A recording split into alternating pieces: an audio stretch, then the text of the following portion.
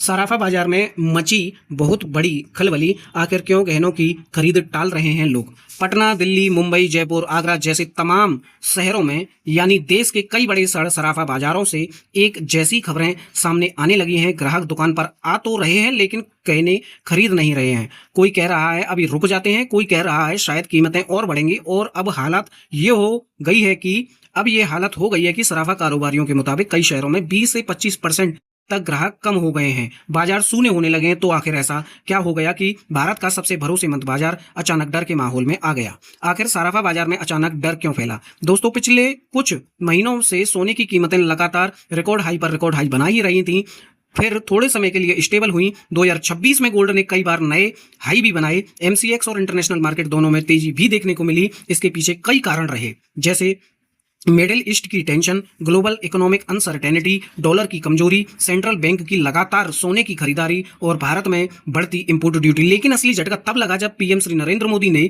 लोगों से अपील की कि कुछ समय तक सोने की ज्वेलरी खरीदने से बचें। बस यहीं से बाजार में पैनिक शुरू हो गया। इमेज में जो दावा हो रहे हैं, जो आपके थंबनेल बनाए जा रहे हैं यूट्यूब पर, उनके मतलब क्या है। अब जरा इस खबर को भी देखना काफी इंपॉर्टेंट रहेगा। काफी वायरल और ऑथेंटिक थंबनेल्स हैं जो ये बताते हैं कि कई शहरों में ग्राहक गहनों की खरीद टाल रहे हैं। 20 से 25% तक दुकानदारी कम हुई है। कारोबार 10% तक प्रभावित हो सकता है। बड़ा कारोबार और छोटे दुकानदार और कारीगर संकट में आ ही रहे हैं और इस स्टेटमेंट के बाद आ जाएंगे। और यह बात पूरी तरह हवा में नहीं है। कई मेन स्ट्रीम रिपोर्ट्स में भी बताया गया कि नई इंपोर्ट ड्यूटी और महंगे सोने की वजह से लोग फिलहाल बड़े ज्वेलरी परचेजेस रोक रहे हैं, यानी लोग जरूरत पड़ने पर ही सोना खरीद रहे हैं। सबसे ज्यादा असर किस पर पड़ रहा है। अब यहाँ सबसे बड़ा मुद्दा आता है, इसका असर सिर्फ बड़े ब्रांड्स पर नहीं पड़ रहा, बल्कि छोटे कारीगर, छोटे दुकानदार, छोटे ज्वेलर्स और एक ज्वेलरी बनाने में लगे तमाम कारीगर, जैसे पॉलिश करने वाला, डिजाइन करने वाला, शोरूम में लगा स्टाफ जो कस्टमरों को दिखाता है, उस स्टॉक को मेंटेन करता है, और सिल्वर और आर्टिफिशियल ज्वेलरी जैसे तमाम कारीगर सभी इससे प्रभावित होंगे। इमेज में भी बताया गया है, जो थंबनेल वायरल हो रही हैं, कई कारोबारियों को कर्मचारियों की सैलरी और दुकान का खर्च निकालने में दिक्कत हो रही है, तो इस वजह से उन्हें स्टाफ भी कम करना पड़ सकता है। कुछ व्यापारियों ने दावा किया कि अगर यही स्थिति रही तो छोटे शहरों में 10% दुकानों पर असर पड़ सकता है। सोशल मीडिया पर लोग क्या बोल रहे हैं। सोशल मीडिया में हमेशा की तरह लोग दो तरीके की बात करते हैं। एक वो गुट होता है जो पॉजिटिव बातें करता है, एक वो गुट होता है जो नेगेटिव बातें करता है। तो कुछ लोग कह रहे हैं गोल्ड अब मिडिल क्लास की पहुंच से बाहर हो रहा है, तो कुछ लोग कह रहे हैं अभी सोना मत खरीदो, बाद में कीमतें गिर सकती हैं। कई यूट्यूब चैनल्स और फाइनेंशियल इन्फ्लुएंसर्स भी लोगों को सलाह दे रहे हैं कि भारी ज्वेलरी खरीदने की बजाय हल्की खरीदें और गोल्ड ईटीएफ में निवेश करें, और जो आपके पास सोना टूटा फूटा पड़ा हुआ है उसी में 1-2 ग्राम मिलवाकर रिसाइकलिंग से नया प्रोडक्ट बनवाएं। रेडिट पर कई यूजर्स ने लिखा है, भारतीय परिवार अभी शादी की खरीद भी टाल सकते हैं। मार्केट पैटर्न अब बदल रहा है।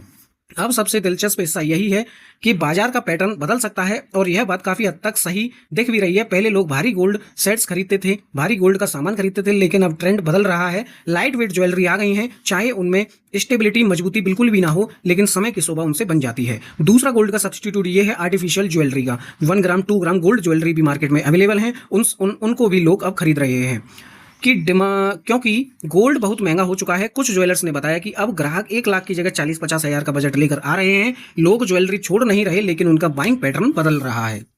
क्या फिर स्मगलिंग बढ़ सकती है। सबसे बड़ा मुद्दा इसी टॉपिक से यही निकलता है। अब यहाँ एक बड़ा खतरा ये भी सामने आ रहा है, जब भी इंडिया में गोल्ड महंगा होता है, तादाद से ज्यादा रेट बढ़ जाते हैं, इंपोर्ट ड्यूटी बढ़ जाती है, तो स्मगलिंग का खतरा बढ़ जाता है। रूटर्स की रिपोर्ट के अनुसार नई ड्यूटी के बाद इलीगल गोल्ड स्मगलिंग फिर बढ़ सकती है। एक्सपर्ट का कहना है कि अगर लीगल गोल्ड बहुत महंगा होगा तो कुछ लोग सस्ता इलीगल गोल्ड खरीदने लगेंगे, और यही चीज सरकार के लिए सबसे बड़ी चुनौती बन सकती है। आखिर आगे क्या होगा। अब सबसे जरूरी सवाल यही है, क्या सराफा बाजार सच में संकट में है।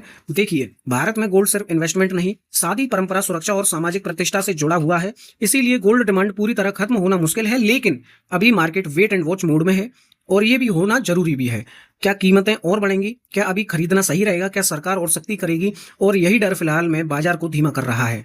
तो दोस्तों, सराफा बाजार में जो खलबली मची है वह सिर्फ महंगे सोने की वजह से नहीं, बल्कि डर, अनिश्चितता और बदलती इकोनॉमी का असर भी है। अब देखना यह होगा कि क्या गोल्ड फिर कभी अपने पुराने सामान्य दरों पर आएगा, या इससे और ऊंची छलांग लगाएगा, या भारत का ज्वेलरी मार्केट पूरी तरह नए पैटर्न में बदल जाएगा। क्या अभी सोना खरीदना सही है, या कुछ समय के लिए इंतजार करना सही है, या जिन घरों में सोने की ज्यादा आवश्यकता है वो 1 ग्राम गोल्ड 2 ग्राम गोल्ड पर शिफ्ट करना उनका सही है, या आर्टिफिशियल ज्वेलरी उनको खरीदना सही है। और ऐसी ही बड़ी आर्थिक और सराफा बाजार